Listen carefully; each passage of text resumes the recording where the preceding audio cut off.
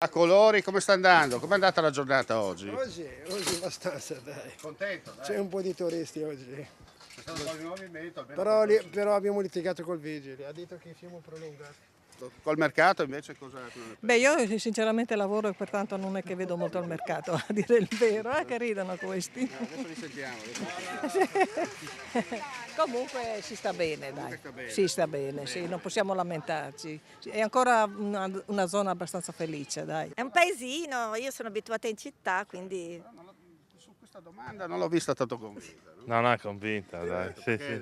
Sì, ecco. È timida, è timida. Diciamo che quest'anno, cadendo subito dopo il giorno di Ferragosto, c'è molta meno gente dell'anno passato, però tutto sommato è andata discreta, poteva andare meglio, ma c'è ancora qualcuno. Oh, non tanto, ma abbastanza. Quando vedo qualcosa, e anche quello è bello, vede tante robe e può decidere. La signora acquista lei paga? Di solito succede così, no? Perché bisogna essere cavaliere. Ah, esatto. Cosa ha notato in questo post Ferragosto il mercato qui a Tarseno? Ma c'è un po' di gente di più del solito, diciamo stranieri, parecchi. Ecco, sì. Comunque c'è un po' di movimento. C'è un po' di movimento. Certo. C'è La signora è d'accordo? Sì, sono d'accordo, anche perché adesso c'è il Festival dei Cuori, quindi un po' più di gente c'è, dai.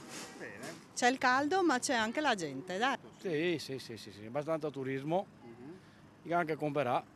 Questo è positivo. Bene, dai. Oggi è andata male. Non è andata come si pensava. Tutto lo giorno è andata male, neanche il 10%. No, è una roba strana, non lo sapevo così. Sì, dai, è andato bene. Anche non è piove, non è temporale. Sì, è andato bene. La gente è venuta a comprare, sì? Sì, uscita anche gente è venuta, sì. Dai, abbastanza è andato bene, dai. Ma lei è contento per questa giornata? Sì, contentiamo noi, cosa devo fare, dai. Certo, c'è tanto turismo e soprattutto francesi, ma da un po' da tutto il mondo, anche australiani ha avuto. E quindi amano i prodotti friulani e noi siamo contenti che vengono a prenderli da noi, no?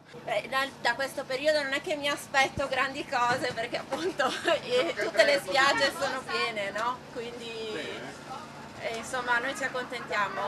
Buon lavoro, Grazie.